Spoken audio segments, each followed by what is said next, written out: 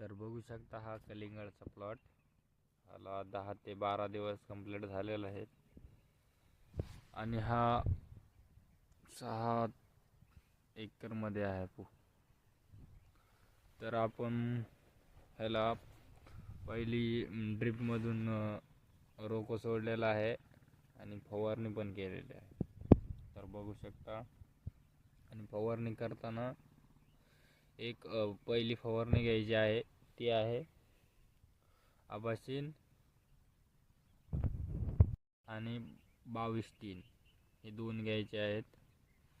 आणि पहिली ड्रिपमधून जे सोडताना जे हे आहेत रोको अँड इसाबेन हे दोन्ही सोडायचे आहे. तर अशाच माहितीसाठी चॅनलला सबस्क्राईब करा आणि लवकरात लवकर आपले अनेक माहिती